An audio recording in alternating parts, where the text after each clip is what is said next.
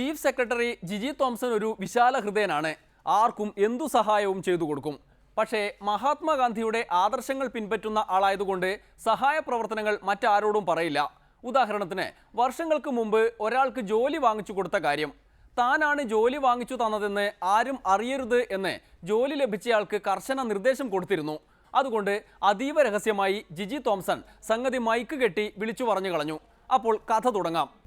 2003 കൊച്ചിയിലെ global investor meet നടത്താനുള്ള ചുമതല എനിക്കായിരുന്നു. ഞാനന്ന് KSITCയുടെ മാനേജിങ് ഡയറക്ടറായിരുന്നു.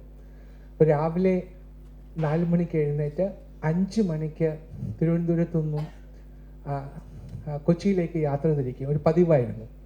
ഒരു 3-3.5 മണിക്കൂർ കൊണ്ട് കൊച്ചിയിലെത്തുക, അവിടെ സരോവരത്തിൽ ചെന്ന് ബ്രേക്ക്ഫാസ്റ്റ് കഴിക്കുക, എന്നിട്ട് 9 മണിക്ക് മുമ്പ് കൊച്ചിയിലുള്ള ഞങ്ങളുടെ ഓഫീസിലെത്തുക, എന്നിട്ട് ബാക്കി പരിപാടികളൊക്കെ മേൽനോട്ടം വഹിക്കുക. ഇതായിരുന്നു പതിവ്.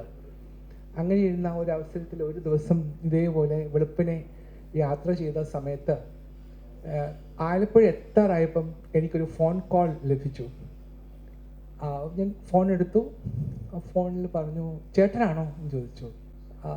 അപ്പം ഞാൻ പറഞ്ഞു, ആരാ സംസാരിക്കുന്നത്? അപ്പോൾ പറഞ്ഞു, അയ്യോ ചേട്ടനല്ലേ? അപ്പോൾ ഞാൻ പറഞ്ഞു, അല്ല ഇത് ചേട്ടനല്ല. അയ്യോ സോറി എന്ന് പറഞ്ഞ് വീണ്ടും വെച്ചു. 3ാമത്തെ പ്രാവശ്യം വീണ്ടും ഈ ഫോൺ കോൾ വന്നു. അപ്പോഴേ ഞാൻ വിചാരിച്ചു, പാവം ഏതെങ്കിലും ഒരു പെൺകുട്ടി ആയിരിക്കും, എന്തെങ്കിലും ബുദ്ധിമുട്ട് അനുഭവിക്കുന്നതായിരിക്കും എന്ന് കരുതിയിട്ട് ഞാൻ പറഞ്ഞു, നോക്കൂ ഞാൻ ചേട്ടനല്ലെങ്കിലും ഞാൻ ചേട്ടനാണെന്ന് അങ്ങ് വിചാരിച്ചാൽ മതി, എന്താ പ്രശ്നം?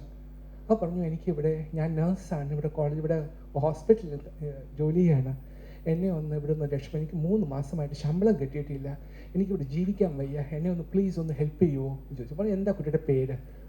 പേരൊക്കെ പറഞ്ഞു. എവിടെ വീട്? അപ്പോൾ കുത്തിയതോട്. ഞാൻ ആലപ്പുഴ വഴി പാസ് ചെയ്യാണ്. അപ്പോൾ ഞാൻ ആലപ്പുഴ സബ് കളക്ടർ ആയിരുന്ന ആളാണ്. അപ്പോൾ കുത്തിയതോടൊക്കെ എനിക്ക് നല്ല നിശ്ചയമുണ്ട്.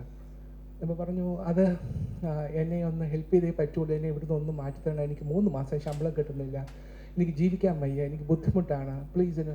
ആ ദുരിത കഥ കേട്ട് വിളിച്ചയാൾക്ക് ജോലി വാങ്ങിച്ചു കൊടുക്കാൻ ജിജി തോംസൺ തീരുമാനിച്ചു. അങ്ങനെ സുഹൃത്തായ ഒരു ഡോക്ടറെ അപ്പോൾ തന്നെ വിളിച്ചു. ഞാൻ പറഞ്ഞു, ഡോക്ടറെ എനിക്കൊരു ഹെൽപ്പ് വേണം. അപ്പോൾ പറഞ്ഞു, എന്താ സാറേ? അപ്പോൾ പറഞ്ഞു, ഞാൻ പറഞ്ഞു, എനിക്കൊരു കുട്ടിക്കൊരു ജോലി കൊടുക്കണം, സഹായിക്കുമോ എന്ന് ചോദിച്ചു. പറഞ്ഞു, പിന്നെന്താ സാർ, തീർച്ചയായിട്ടും സഹായിക്കാം. പറഞ്ഞു, എന്താ ജോലി? അപ്പോൾ ഞാൻ പറഞ്ഞു, എനിക്കൊരു കുട്ടി, എൻ്റെ ഒരു ഫ്രണ്ടിൻ്റെ മോളാണ്, ഒരു നേഴ്സാണ്, ഒരു ജോലി കൊടുക്കാമോ എന്ന് ചോദിച്ചു. കൊടുക്കാം. പറഞ്ഞു, എപ്പോൾ കൊടുക്കും? നാളെ തന്നെ വന്നോട്ടെ എന്ന് പറഞ്ഞു. വലിയ സന്തോഷമായി. ഇത് ഇത്രയും ആലപ്പുഴയിൽ നിന്നും കുത്തിയോടെത്തുന്നതിന് മുമ്പുള്ള ചർച്ചയാണിത്. അത് കഴിഞ്ഞ് എത്തിയപ്പോഴത്തേക്കും ഞാൻ കുട്ടിയെ വീണ്ടും വിളിച്ചിട്ട് പറഞ്ഞു, ഒരിക്കലും അറിയരുത് ഞാൻ ആരാണ് ഈ സഹായം ചെയ്തത് എന്ന്. അങ്ങനെ അറിയുന്ന ഒരു കൈൻഡ്നെസ്സിനാണ് ഏറ്റവും വലിയ വലുപ്പം.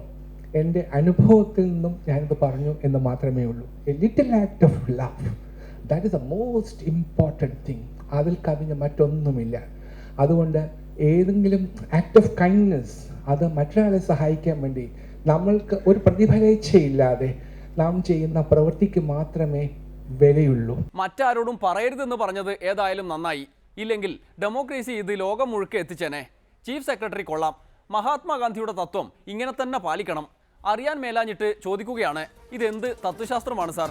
മറ്റാരോടും പറയരുതെന്ന് ജോലി ലഭിച്ചയാളോട് ആഹ്വാനം ചെയ്തിട്ട് ഇങ്ങനെ മൈക്ക് കെട്ടി വിളിച്ചു പറഞ്ഞാൽ കേൾക്കുന്നവർ എന്തു കരുതണം? എന്തായാലും നല്ല കാര്യം ചെയ്തു എന്നതുകൊണ്ട് തൽക്കാലം ക്ഷമിക്കാം. ഇന്നത്തെ ഡെമോക്രസി പൂർത്തിയാകുന്നു. നാളെ വീണ്ടും കാണും വരെ നന്ദി, നമസ്കാരം.